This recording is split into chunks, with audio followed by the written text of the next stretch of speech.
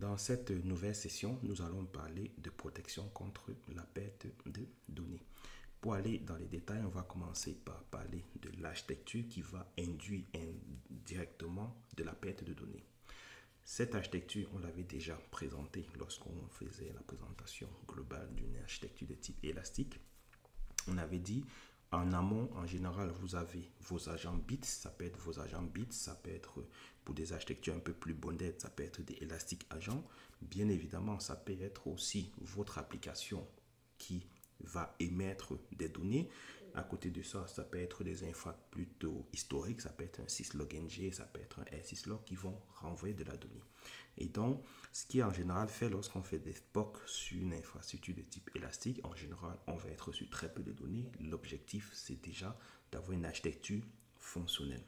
Bien évidemment, une fois que vous avez votre architecture qui est fonctionnelle, vous pouvez donc passer sur des tests de montée en charge pour voir un peu comment vos différents équipements vont se comporter et bien évidemment pouvoir ajuster la taille des différents clusters que vous allez mettre en place.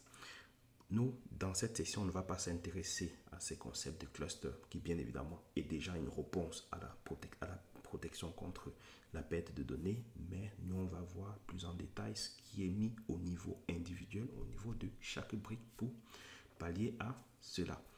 Bien évidemment, comme on l'a dit, lorsque vous travaillez avec des agents bits ou lorsque vous travaillez avec Elastic Agent, ce sont des agents qui sont déjà dotés d'une certaine intelligence, qui peuvent déjà comprendre que la destination n'est plus en capacité de récupérer le flux de données et en ce moment, ils stoppent l'envoi en amont.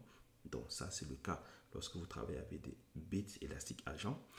Par contre, lorsque vous travaillez avec votre propre application que vous avez développée, assez souvent, on a oublié de déployer un mécanisme qui va permettre de stopper l'envoi des données pour en cas de dysfonctionnement de la destination. Et donc, lorsqu'on est dans ce genre de scénario où l'application n'a pas de mécanisme pour gérer cela, à ce moment, on court le risque de la perte de données si la destination n'est pas en capacité de traiter la donnée. Et donc, pour cela, on va voir ce qui est mis en place au niveau de l'infrastructure. Bien évidemment, lorsque vous allez envoyer vos données directement vers Elastic, à ce moment, vous ne disposez pas de mécanisme de protection contre l'indisponibilité. Donc, c'est pour cela qu'en général, en entreprise, on va recommander d'être plutôt sur un Logstash qui va vous aider donc à faire cette protection. Et donc, comme on l'a dit, lorsque vous allez travailler avec Logstash, Logstash va mettre à votre disposition plusieurs mécanismes déjà pour vous aider. Déjà, Logstash va travailler avec la mémoire. Donc, il va mettre déjà un certain nombre de données en mémoire qui va pouvoir traiter plus tard lorsqu'il aura une bande passante plus intéressante. Bien évidemment, cette solution arrive très rapidement à ses limites, tout simplement parce que, compte tenu du fait que vous mettez les données qui n'ont pas pu être traitées en mémoire, vous comprenez donc que votre mémoire aura des limites. Bien évidemment, si vous avez un serveur qui a une taille de mémoire infinie, le problème ne se pose pas. Mais comme dans la réalité, ce n'est pas le cas, assez rapidement, ce problème de mémoire va être assez rapidement dépassé. Mais il faut garder à l'esprit que c'est déjà un mécanisme qui peut vous permettre donc de lutter contre la perte de données. À côté de ça, Logstash vous met à disposition deux mécanismes qui sont eux plutôt basés sur du disque. Donc bien évidemment, ça va être de la donnée qui va être stockée sur disque. Et donc bien évidemment, si on stocke la donnée sur disque, il faut donc prendre en compte aussi la performance des disques. À ce moment, si vous voulez opter pour ces méthodes, évitez donc des disques de type HDD et privilégiez donc des disques de type SSD qui auront une meilleure rapidité d'écriture et donc qui vous permettront donc d'avoir une queue beaucoup plus performante. Donc si on rentre déjà sur la première méthode qui est la persistent queue, cette méthode va être en général déclenchée lorsque Logstash va se retrouver dans un dysfonctionnement. Je prends le cas où un utilisateur décide de stopper le Logstash. Ce que Logstash va faire, c'est que toutes les données qui ont déjà été reçues, mais qui n'ont pas été traitées au moment où on demande l'arrêt du serveur, vont être stockées via la persistent queue. Donc vous comprenez que ça c'est déjà vraiment un mécanisme de protection contre les arrêts imprévus, les arrêts prévus, ce genre de mécanisme.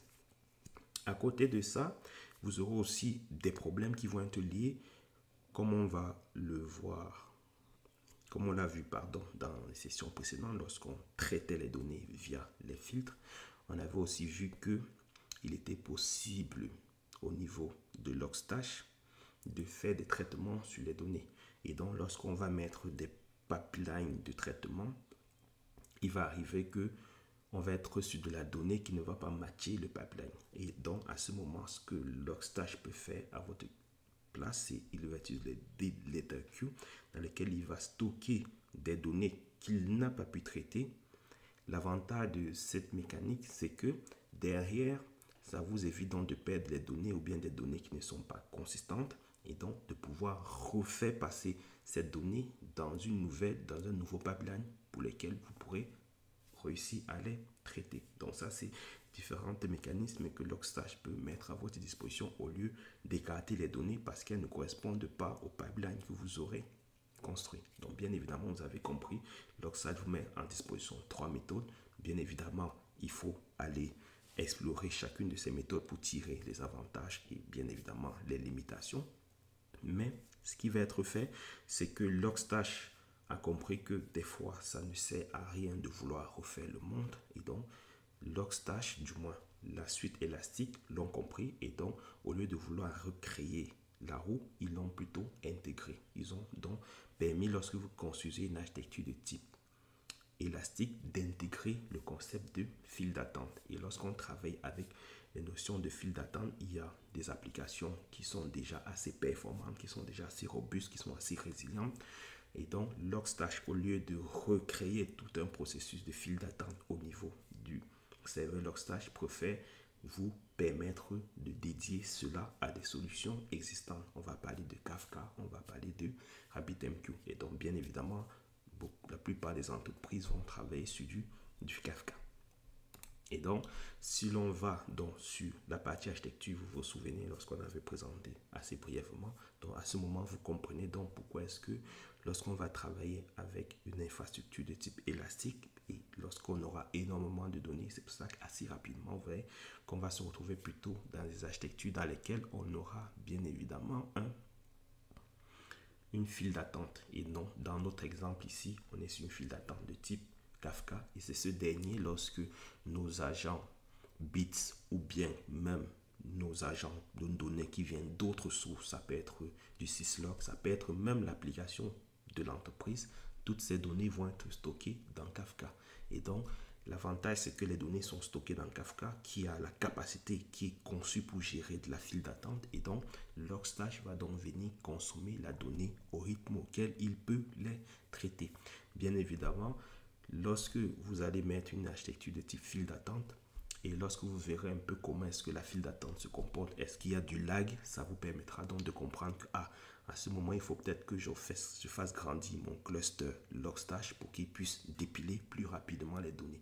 Ça peut être le faire grandir de manière horizontale ou verticale, ça, ce sera à vous de choisir, mais au moins vous aurez des éléments factuels parce que vous pourrez analyser le lag que vous avez entre la donnée qui entre et la donnée qui sort. Et là, ça vous permettra de savoir est-ce que j'ai surdimensionné mon infrastructure Logstash ou à l'inverse, est-ce que je l'ai sous-dimensionné. Et donc, à partir du lag que Kafka pourra calculer de manière automatique, vous pourrez donc définir si il faut rajouter ou réduire de la ressource.